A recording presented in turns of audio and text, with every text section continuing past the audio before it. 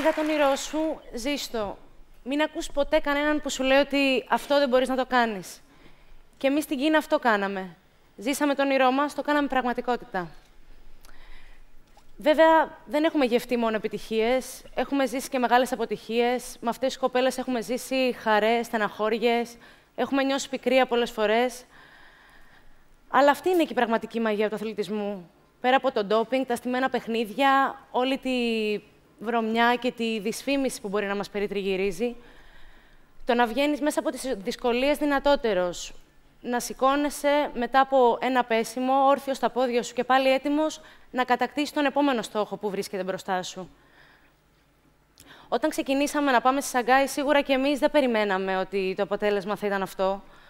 Βέβαια, όταν πας σε μια διοργάνωση τόσο υψηλού επίπεδου, είσαι έτοιμος να τα δώσεις όλα, να δώσεις το καλύτερό σου. Άλλωστε, γι' αυτό προπονείς όλο αυτόν τον καιρό. Αλλά η αποτυχία είναι πάντα εκεί.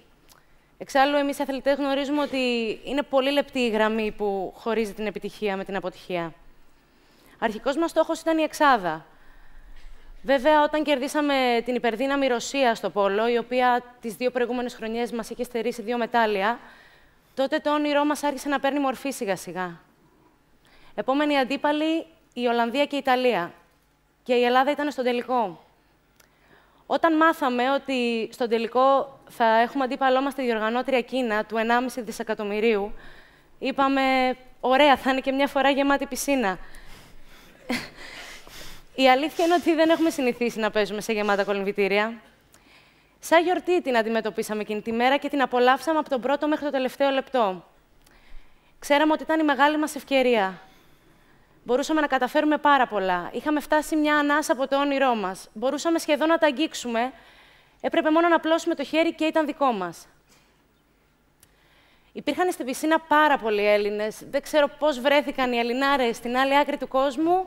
Είχαν έρθει εκεί να φωνάζουν για μας. Ξέρετε, η κλασική με τα βαμμένα πρόσωπα, τα πανό. Υπήρχε τόση ένταση πριν το παιχνίδι. Θυμάμαι στην παρουσίαση των ομάδων, στο άκουσμα του εθνικού ύμνου, δεν μπορούσα να συγκρατήσω τα μάτια μου. Δεν θα ξεχάσω ποτέ τα 20 τελευταία δευτερόλεπτα του αγώνα. 20 δευτερόλεπτα μόνο μας χώριζαν από το χρυσό μετάλλιο. Πάμε. Αν μείνει η μπάλα στα χέρια της, 20 δευτερόλεπτα είναι. 30 έχει δικαίωμα να κρατήσει την μπάλα στα χέρια της. Αν κρατήσει τα 20 δευτερόλεπτα την μπάλα, έχει πάρει το χρυσό μετάλλιο. 20 δευτερόλεπτα μέχρι την απόλυτη δόξα. Βλέπετε εδώ την Ασημάκη.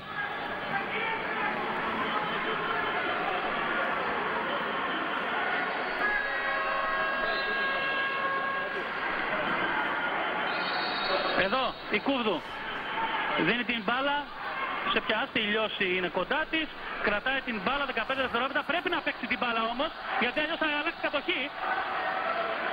Ευτυχώς έδωσε την μπάλα στο όριο στην Λιώση. 4 δευτερόλεπτα, 3, 2, 1. Η Ελλάδα είναι παγκόσμια πρωταθλήτρια. 9-8 την Κίνα στο μεγάλο τελικό του 14ου Παγκοσμίου Πρωταθλήματος. Η Ελλάδα είναι στην κορυφή του κόσμου. Αυτό είναι ο Άνναδες.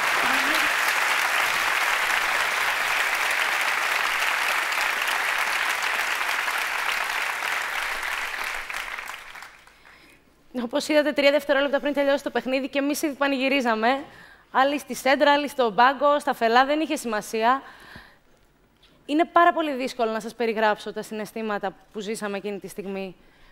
Σίγουρα από το μυαλό της κάθε μιας πέρασαν χιλιάδες σκέψεις, αλλά τη στιγμή της απονομής, τη στιγμή του βάθρου, που είσαι εκεί πάνω και ακούς τον εθνικό ύμνο της χώρας σου, σταματάς να σκέφτεσαι τα πάντα. Νιώθεις μόνο την καρδιά σου να χτυπάει πιο δυνατά, να γεμίζεις από υπερηφάνεια. Η Ελλάδα στην κορυφή του κόσμου, η Ελλάδα στο ψηλότερο σκαλί του βάθρου, η Ελλάδα η οποία προσπαθεί, η οποία μάχεται και η οποία στο τέλος πετυχαίνει αυτό το οποίο θέλει, αυτό το οποίο κυνηγά, είναι εδώ παρούσα, εδώ στην Κίνα, και θα ακούσουμε και τον εθνικό μας ύμνο. Όλα είναι έτοιμα.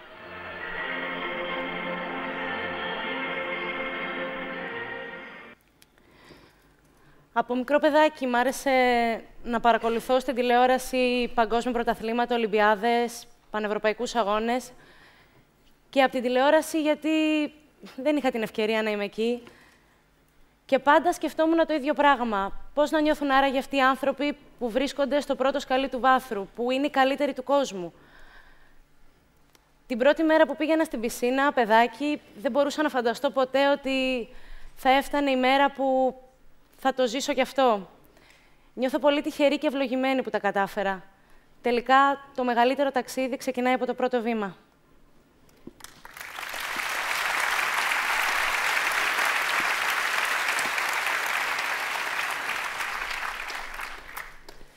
Και εγώ από μικρό παιδί αυτό που πάντα ονειρευόμουν, όπως και εκατομμύρια άλλοι αθλητές βέβαια, ήταν να ανέβω στο υψηλότερο σκαλί του βάθρου. Γι' αυτό και κάνω προπόνηση από 9 χρονών παιδάκι, για να γίνω η καλύτερη. Όταν όμως καταφέραμε να κερδίσουμε το χρυσό μετάλλιο φέτος στη Σαγκάη, όλοι μιλούσαν για το θαύμα. Όλοι μιλούσαν για την έκπληξη που έκαναν τα χρυσά κορίτσια στη μακρινή Κίνα. Αυτό που έχω εγώ να σας πω είναι ότι δεν κάναμε την έκπληξη. Η Ελλάδα θεωρείται μία από τις μεγαλύτερες δυνάμεις του παγκοσμίου γυναικείου πόλο. Ως ομαδικό άθλημα, έχουμε φέρει τις μεγαλύτερες επιτυχίες στη χώρα μας. Έχουμε κερδίσει ένα σημαίνιο μετάλλιο στους Ολυμπιακούς Αγώνες Αθήνας το 2004. Έχουμε κατακτήσει ένα σημαίνιο μετάλλιο στους Πανευρωπαϊκούς Αγώνες του Ζάγκρεπ το 2010. Και φυσικά, έχουμε κερδίσει το χρυσό μετάλλιο φέτος στο Παγκόσμιο Πρωτάθλημα της Σαγκάη. Πώς καταφέραμε λοιπόν να φτάσουμε στην κορυφή? Πώς η Ελλάδα των 10 εκατομμυρίων ανθρώπων εν μέσω κρίσης κατάφερε να κερδίσει τη νούμερο 1 οικονομική δύναμη στον κόσμο των δισεκατομμυρίων ανθρώπων, την Κίνα, μέσα στην έδρα της? Πώς η Ελλάδα κατάφερε να κερδίσει τη μεγαλύτερη βιομηχανία αθλητών, την Αμερική? Η αλήθεια είναι ότι ήταν μακρύς ο δρόμος για την Ιθάκη. Αντιμετωπίσαμε κι εμείς πάρα πολλές δυσκολίες και πολλές αντίξωες συνθήκες. Δεν βάλαμε όμως ποτέ κάτω το κεφάλι. Δεν σηκώσαμε ποτέ τα χέρια ψηλά, δεν σταματούσαμε να προσπαθούμε. Φτάσαμε στην κορυφή γιατί αγαπάμε αυτό που θέλουμε. Γιατί έχουμε πείσμα, γιατί έχουμε θέληση, γιατί κάνουμε υπομονή. Θεωρούμε ότι τα πάντα είναι δυνατά. Αντιμετωπίζουμε κάθε αντίπαλο ξεχωριστά, χωρίς να υπερτιμάμε και χωρίς να υποτιμάμε κανέναν. Αγωνιζόμαστε με την καρδιά μας, με την ψυχή μας σε κάθε αγώνα για την νίκη. Έχουμε κάνει αυτή την ομάδα μια οικογένεια. Αλλά αυτό που είμαστε πάνω απ' όλα είναι Ελληνίδες. Και κάθε μέρα ακούμε να λένε για τους Έλληνες που κλέβουν, για τους Έλληνες που δεν βάζουν μυαλό, για τους Έλληνες που δεν φτάνουν ποτέ τους στόχους τους. Λοιπόν, δεν είμαστε αυτό οι Έλληνες. Οι Έλληνες, όταν θέλουμε κάτι πολύ, πάντα το πετυχαίνουμε. Εμείς αποδεικνύουμε καθημερινά ποια είναι η Ελλάδα των επιτυχιών και των δυνατοτήτων και όχι η Ελλάδα του χρέους και της ανησυχίας. Ευχαριστώ.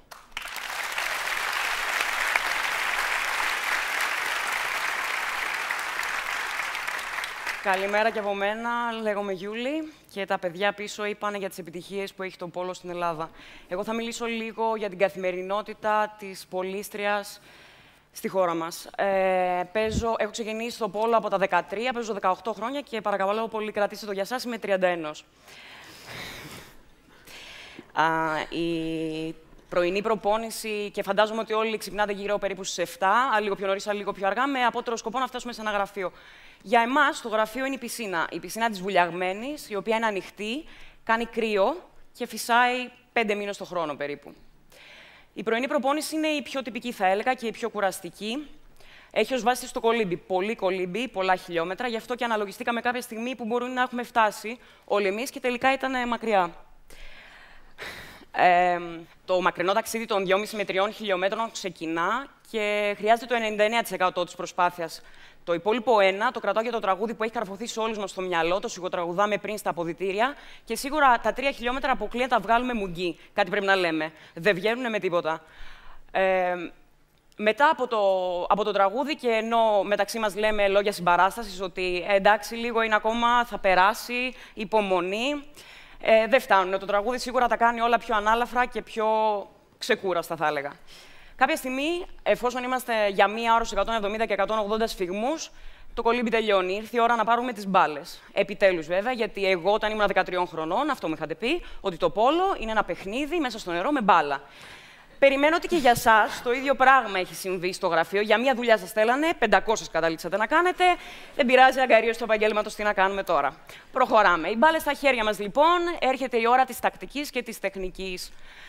Γύρω στις 11 όλα αυτά κάπως τελειώνουν και ήρθε η ώρα να φάμε και κάτι. Κατευθυνόμαστε στον πλησιέστερο φούρνο. Δεν κρατάει και για πολύ. Μην έχουμε δουλειές. Όλοι μας έχουμε δουλειές, λογαριασμούς, τράπεζες. Και ενώ έχω αποφασίσει από το πρωί ότι θα τις κάνω και τις 5, δεν υπάρχει περίπτωση, δεν με παίρνει άλλο πια να καθυστερώ, δεν τις κάνω ποτέ. Ανάμεσα στη δεύτερη και στην τρίτη, το σώμα αρχίζει και παίρνει άλλους ρυθμούς και ενώ βλέπω όλους γύρω μου να τρέχουν, εμείς δεν μπορούμε να τρέξουμε άλλο, τρέχαμε τόση ώρα. Επόμενος σταθμός, σπίτι. Φαγητό, απαραίτητος ύπνος, ξανά ξεκινάμε στις 6. Αυτή τη φορά η προπόνηση είναι μεγαλύτερης διάρκειας, κρατάει μέχρι τις 9:30 λόγω του γυμναστηρίου. Πολλά βάρη, πολλές ασκήσεις, πολλής υδρότας. Η ώρα είναι 7. Μήπως γυρίσατε μόλις από το γραφείο? Τέλεια. Εμείς ξαναπέφτουμε στο νερό. Αυτή τη φορά δεν χρειάζεται να κάνουμε πάρα πολλά χιλιόμετρα, περίπου 1. Και μετά οι μπάλες είναι στα χέρια μας ξανά για να κάνουμε τακτική, τεχνική και ίσως να παίξουμε κάποιο διπλό με κάποιο φιλικό παιχνίδι με κάποια άλλη ομάδα. Η ώρα είναι 9:25, όλοι αναρωτιούνται, άντε τελειώνουμε, τι ώρα είναι. 9:30, τέλος. Τρεχάλα στα αποδυτήρια, κάνει κρύο. Η μόνιμη και κλασική μας ερώτηση, έχει άραγε ζεστό νερό στα ντους? Τις περισσότερες φορές έχει, οπότε ήρθε η ώρα για να ζεσταθούμε. Βγαίνοντας από την πισίνα, το τηλέφωνο έχει χτυπήσει μερικές φορές. Η πρώτη που μου έρχεται στο μυαλό είναι η γιαγιά μου. Με έχει πάρει πριν από την απογευματινή προπόνηση να μου τονίσει και να με ρωτήσει: δεν πιστεύω να πας με τέτοιο ψόφο και με τέτοιο αέρα να κάνετε προπόνηση. Το επόμενο της τηλεφώνημα, βέβαια, μετά την απογευματινή προπόνηση, είναι για να τσεκάρει αν όντως πήγαμε. Εμείς πήγαμε. Οι υπόλοιποι απλά θέλουν να μας δουν, να πάμε να βγούμε έξω λιγάκι κι εμείς, αλλά η απάντησή μας είναι σχεδόν πάντα η ίδια.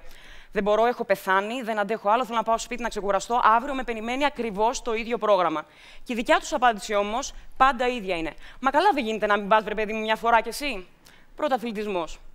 Ο πρώτος ομιλητής γύρισε και μας είπε ότι if you can dream it, you can do it. Εμείς το ονειρευτήκαμε, το προσπαθήσαμε και το καταφέραμε. Εύχομαι και για εσάς το ίδιο. Ευχαριστούμε πολύ.